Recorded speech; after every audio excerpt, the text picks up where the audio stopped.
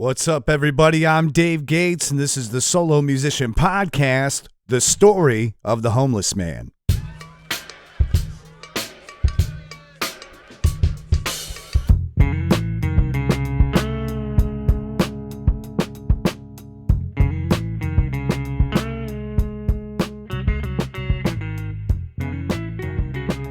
Hello, good morning, good afternoon, good evening. Wherever this podcast finds you today. Thank you for coming back, or thank you for joining if this is your first time here. Today, I'm going to tell you a story. So, I hope that's okay. I'm going to practice my storytelling abilities. And I'm going to tell you all about how this got started. All right? And how a homeless man with a guitar changed my life forever. In 2018, a man outside of an auto parts store fundamentally shifted the path of my life. I'd like to tell you his name, but I never once heard him utter it. I've spent a lot of nights wondering who this man was, or what made his path intersect with mine. How things could have gone differently that day if I hadn't been in a mindset to receive the message. What would have happened if I just ignored him or tossed him a couple dollars and got in my car? Those what-ifs sometimes keep me up at night. So today I'm going to share the origin story of this beautiful music career of mine. It's a unique and powerful story of inspiration that I've probably told thousands of times in thousands of different ways to thousands of different people. It's full of triumphs and defeats, hard lessons, and moments of absolute bliss. It's a story of taking a chance when I thought I had already used all of mine up.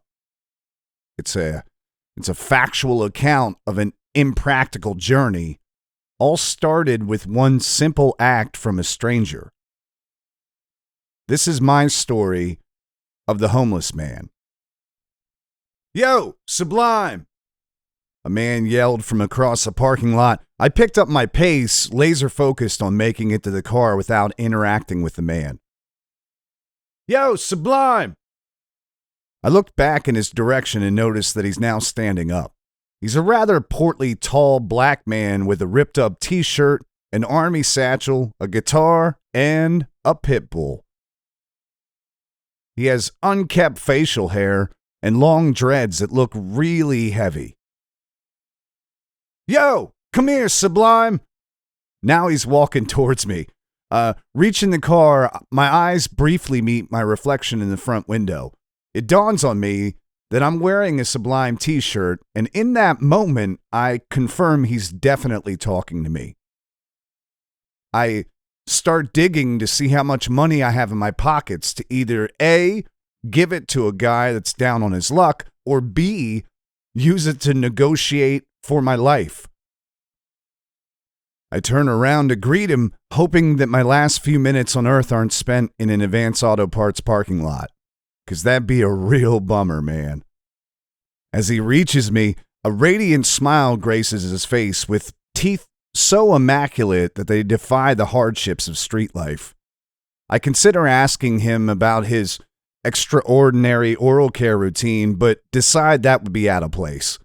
Looking down, I see his pit bull obediently sitting by his side, mirroring his joyful expression. He has a cross tattooed on his forehead, and the ink looks raised and irritated from days spent in the sun. "Sublime, how you doing today?" he utters, followed by a prolonged sigh. There's a subtle twang in his voice, perhaps southern, but I struggle to pinpoint it. I've never really been good at identifying accents. "Pretty good, man. How's your day going?" I responded. His smile dimmed slightly. "Honestly, it's been rough, man. I'm homeless and dealing with the backpack, the dog, the guitar. It's a lot," he shared. "Doesn't seem like much to me," I thought. I immediately start to wonder what his angle is. Am I supposed to feel bad for his minimalist load and give him some money?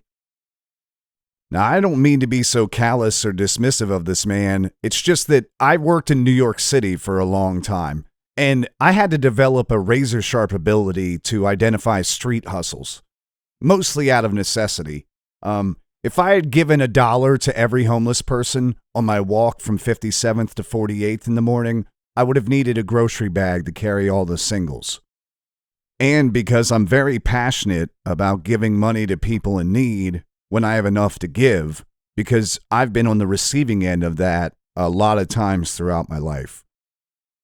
Let's get back to the story. I bet, I replied, forcing him to make the next move. Yeah, man, like I said, it's hard, he continued, his smile growing even wider. Will you take this guitar from me? Help lighten the load? He said. It's intriguing how his lips managed to close enough despite the broad grin to articulate the words. I don't even play guitar, I replied, thinking that if his intention is to persuade me to buy the guitar, that's not going to happen. The instrument was heavily weathered with protruding nylon strings, and it had been patched together a few too many times. I'm convinced it holds little to no value and should probably just be thrown out. He was completely undeterred by my answer and pressed on. Never too late to learn, man, he said. I try to play it when I can, but my hands hurt. I want to give it to you, no strings attached, besides the ones on the guitar, he chuckled, as if he surprised himself with a joke. It's too much for me to carry all this, he continued. You can start playing it now and become a big rock star one day, man. Change your life. You never know. Change my life, I thought. Sorry, pal. I've been needing to change my life for 2 years now. I'm in a pointless marriage that has run its course, and I've never really been great at relationships, but this one's just the latest victim of my inability to domesticate. I've quit smoking countless times and relapsed countless more. I have a shaky and distant relationship with my daughter and my stepson, and I have no idea how to bridge that gap. I hate my job. I'm overweight. I'm bitter, stuck in a life I didn't want, that I didn't deserve, not after everything I'd been through. You know, I didn't survive that terrifying childhood home, that car accident, that school for troubled youths where I got sent to, where people got murdered in their sleep. Having a daughter at 18, losing my dad at 23, a nasty divorce, and all the terrible decisions I had made after, just to end up miserable at 33.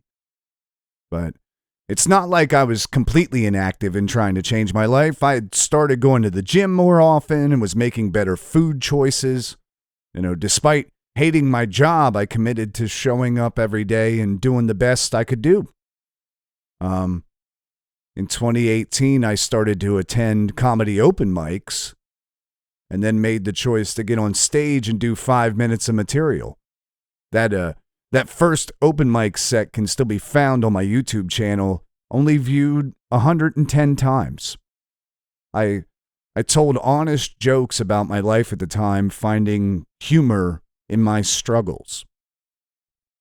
Making that choice to participate in comedy open mics was the beginning of realizing I could do more. I had crippling stage fright that seemed to become less and less apparent week after week until I noticed a few months in that I wasn't scared at all anymore. I found I really enjoyed being in front of a crowd up on a stage and most of all entertaining. Stand-up taught me to believe in myself and what I was doing, and others would too. All right, now let's get back to the parking lot Rastafarian. I'm not just going to take your guitar, I said. I fished around in my pocket and felt some folded up cash. I pulled out a $10 bill and handed it to the man. I looked into his eyes for the first time. They were a weird mixture of greens and blues. I could see the clouds in their reflection, and the colors were so vibrant that they seemed like they were somehow lit from behind. Nah, man, I'm just supposed to give this to you, he replied, holding out the guitar. Okay, I thought. Now I have no idea what his angle is, because somehow I'm willingly giving him money for a broken instrument now. I don't know how he did it, but he did it.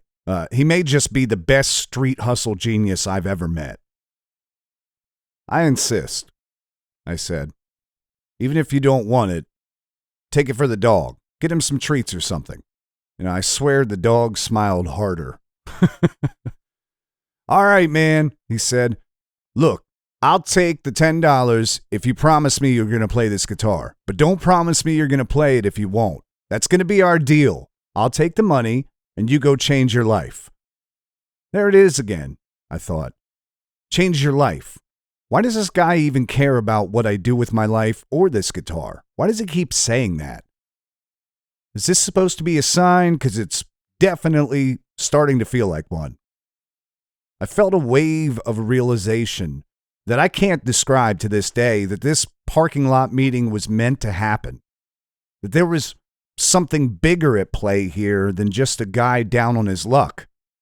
And in that moment, I made a pact with a stranger that would completely change my life. All right, man, I promise you I'll play it, I replied. God bless you, Sublime, he said.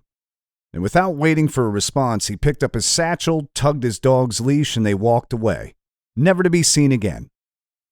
He looked visibly lighter, possibly due to his newly freed hand, but his shoulders were pressed back and his chest was proudly pushed out, as if he had just accomplished exactly what he set out to do that day and could now continue on his way. He was whistling something beautiful, but to this day I have no idea what it was. I've often pondered whether that man was real or not. That day radically changed every single day of my life since. 3 weeks later, I came to learn that the guitar he sold me was not actually a piece of junk. It was a rare 1965 Yamaha folk acoustic. They had only made that configuration of woods in that guitar for 2 years and then discontinued it. If it was in playable condition, it would be worth thousands, but even in its current rough condition, it was worth hundreds. I felt like he had to have known what he was carrying around, and that my $10 donation may have actually just been paying for a ticket to board the train that would change my life. I kept my promise to that divine Rastafarian, and I played that beat-up guitar until I saved up enough money to buy another guitar to play. I practiced until my fingers turned purple and bled. I stopped going to comedy open mics and started going to music ones. I went to bed with chords and arpeggios in my mind and woke up with melodies and notes in my head.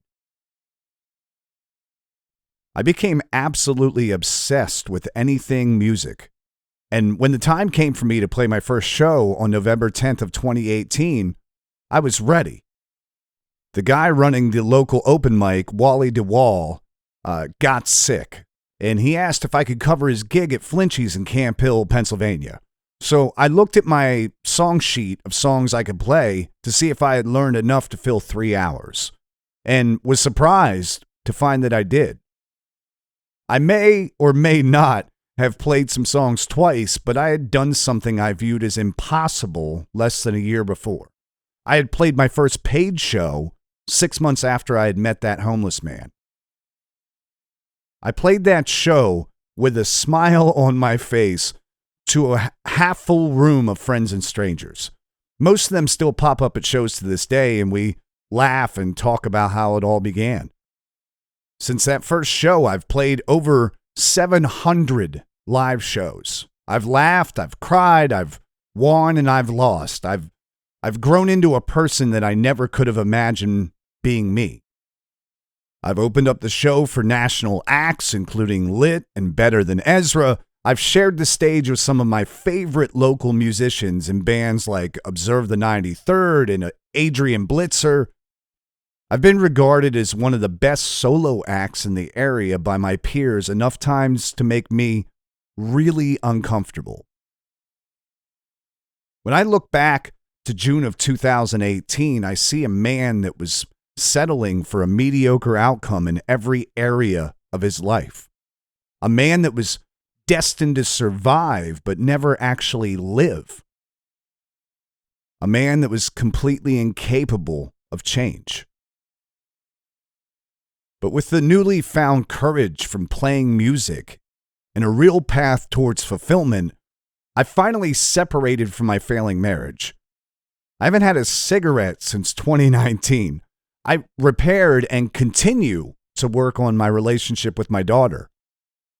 I've lost 45 pounds and I continue to keep it off.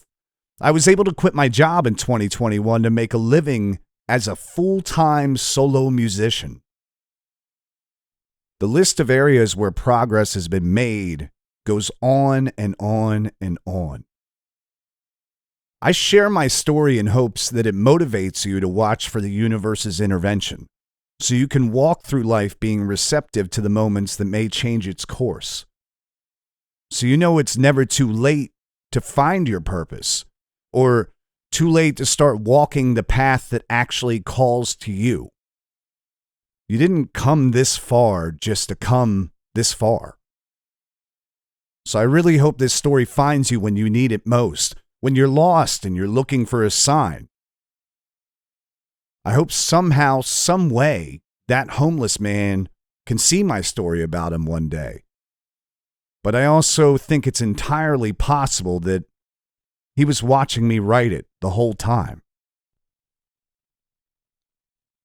Thank you so much for allowing me to share my story with you today. If you're interested in seeing some pictures of the guitar that homeless man gave me, I uploaded those to the show notes for this episode on my website. So just go over to davegates.org and click on the Solo Musician Podcast tab, and you can navigate to the pictures from there. All right? It's still in the same condition it was whenever he gave it to me. So rough. It's got holes in it, and it's got 5 nylon strings and 1 steel guitar string. Yeah, the headstock's still super glued sideways, but it sits there as a constant reminder of where this started. It's something that I can draw inspiration from. It's weird. It's a weird energy to it. So I know that might sound odd, but it's true.